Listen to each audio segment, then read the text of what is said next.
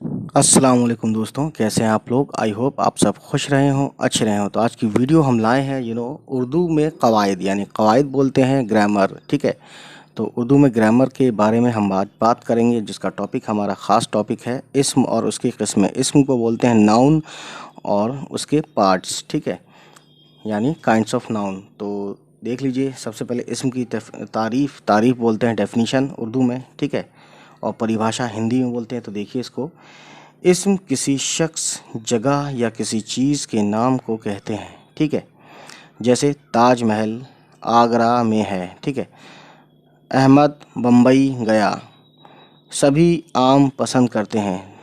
तो ठीक है ना। अब इसमें देखिए क्या है, ऊपर दिए गए जुमलों में अहमद, ताजमहल, आगरा, बम्बई आम इस्म है, यानी नाम है। ठीक है, तो किसी भी नाम को हम नाउन कहते हैं या इस्म कहते हैं। ठीक है ना। तो अहमद किसी बच्चे का नाम है, ताजमहल एक बिल्डिंग का नाम है, और यानी कि कब्र का नाम है, कब्र मकबरा है ये। आगरा एक शहर का नाम है जहाँ पे ताजमहल है। बम्बई या मुंबई है ना, एक ही बात है। फ़िलहाल जो लिखा है हम उसको वही पढ़ेंगे, बम्बई लिखा है, बम्बई एक शहर है। आम जिसे हम खाते हैं। ठीक, तो ये इस्म है। तो ये इन्होंने ये समझाने की पूरी पूरी कोशिश की है गाइस। अब देखते हैं, देखिए इस्म की दो किस्में हैं, यानी कि यहाँ पर इन्होंने दो किस्म बताई हैं। एक तो है इसमें मारुफा और एक है इसमें नकरा। ठीक है, तो देखते हैं इसमें सबसे पहला जो है इसमें मारुफा। ये लिखा है अलिफ, जैसे इंग्लिश में ए होता है या हिंदी में नंबर के लिए का खा गा होता है, उसी तरह से उर्दू में अलिफ है। यानी पहला इसमें मारुफा देखते हैं। किसी ख़ास शख्स, जगह या चीज़ के नाम को इसमें मारुफा कहते हैं। इसमें मारुफा को इसमें ख़ास भी कहा जाता है। तो आप समझ लीजिए कि प्रॉपर नाउन जैसे इंग्लिश में होता है उसी तरीके से, ठीक है, इसमें ख़ास कहा जाता है किसको, इसमें मारुफा को। ठीक, अब देखिए जैसे कि मिसाल के तौर पे दिल्ली शहर जमुना नदी के किनारे आबाद है, यानी दिल्ली शहर जो है जमुना नदी के किनारे है। तो यहाँ पे दिल्ली और जमुना, ठीक है, ये क्या है, इसमें मारुफा है। और बात करते हैं, सॉरी इस तरह से बोला, और बात करते हैं आगे। गालिब का इंतकाल दिल्ली में हुआ। ठीक है, अब यहाँ पे देखिए ये गालिब अंडरलाइन किया है, क्यों किया है ये भी बताएंगे आपको। भोपाल मध्य प्रदेश की राजधानी है। ठीक है, बागो बहार के मुसन्निफ़ का नाम मीरा अमन है। ठीक है, बागो बहार के लिखने वाले का नाम मीर अमन है, सॉरी मीर अमन। ठीक है, मेरा अमन भी ऐसे ही लिखेंगे उर्दू में, तो बस तलफ़ुज़ की बात होती है। ऊपर दिए हुए जुमलों में ख़त कशीदा अल्फाज इसमें मारुफा हैं। तो कहने का मतलब ये है, ख़त कशीदा यानी अंडरलाइन जो है, गालिब, ठीक है, गालिब, दिल्ली, मध्य प्रदेश, ठीक है, बागो बहार और मीर अमन। ठीक है, ये क्या है, ये इसमें ख़ास हैं, या इसमें ख़ास कह लीजिए या फिर इसमें मारुफा कह लीजिए, जो कि यहाँ भी लिखा है। ठीक है, अब हम आगे बढ़ते हैं गाइस। देखिए इसमें मारुफा की हस्ब ज़ेल ख़ास किस्में हैं। अब हम इसी में बात कर रहे हैं, इसमें ख़ास में, कि उसकी आगे कितनी किस्में हैं, यानी कितने टाइप्स हैं। तो देखिए पहला है ख़िताब, यानी कि वो नाम जो किसी नुमायाँ यानी ख़ास खिदमत के बदले में हुकूमत या किसी इदारे के तरफ से किसी शख्स का मर्तबा बढ़ाने के लिए दिया जाए, उसे ख़िताब कहते हैं। यानी ख़िताब एक नाम होता है जो कि हुकूमत की तरफ से या किसी इंस्टीट्यूशन की तरफ से, है ना, ऑर्गेनाइजेशन की तरफ से, या फिर किसी शख्स की तरफ से किसी शख्स को दिया जाए, किसी व्यक्ति को दिया जाए, और उसकी इज़्ज़त अफजाई के लिए दिया जाए, यानी उसको हौसला बढ़ाएं उसकी इज़्ज़त के लिए। ठीक है, मर्तबा या इज़्ज़त एक ही बात है लगभग।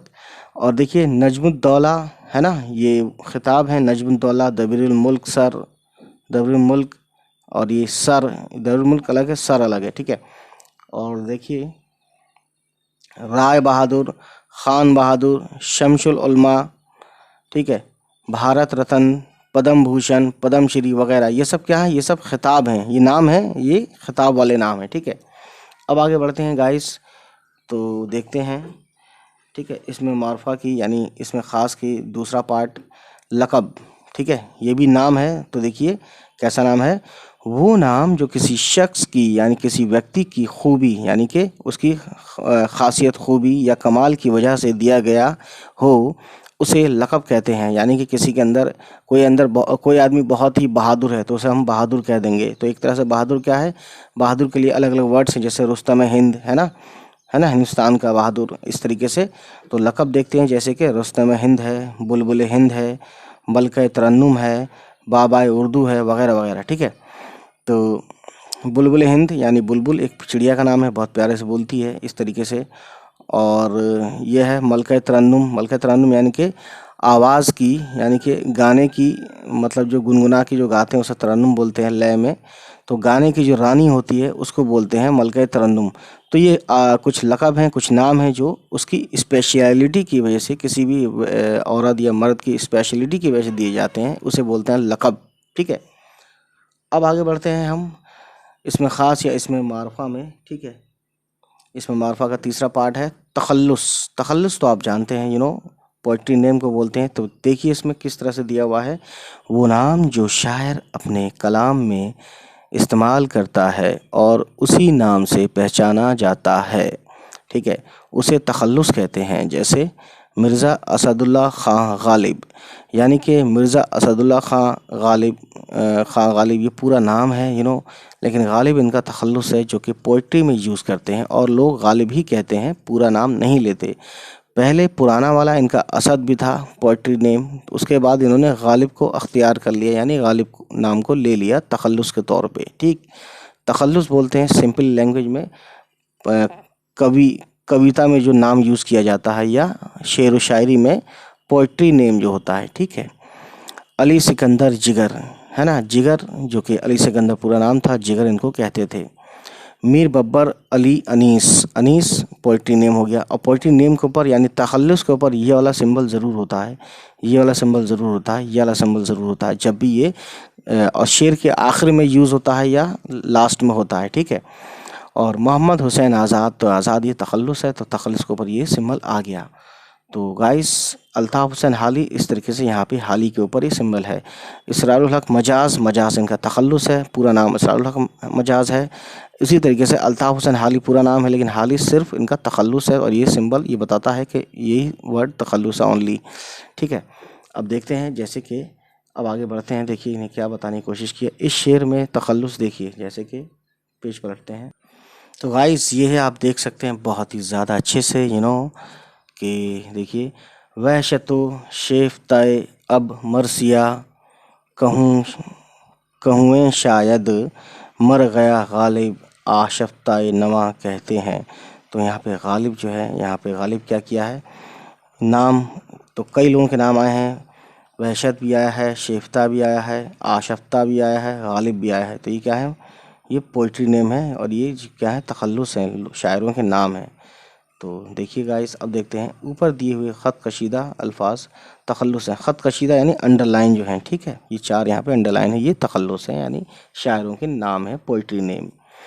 अब ये देखिए उसमें चौथा पार्ट है कुनियत। ऐसे नाम जो माँ बाप, ख़ानदान या किसी ख़ास मुकाम से ताल्लुक़ की बिना पर मशहूर हो जाते हैं। कुनियत समझते हैं आप, यानी ख़ानदान की वजह से फेमस हो, किसी, ये किस लिख दिया है, किसी होता है, किसी ख़ास मुकाम यानी किसी जगह की वजह से की ताल्लुक़ की वजह से फेमस हो। ठीक है। और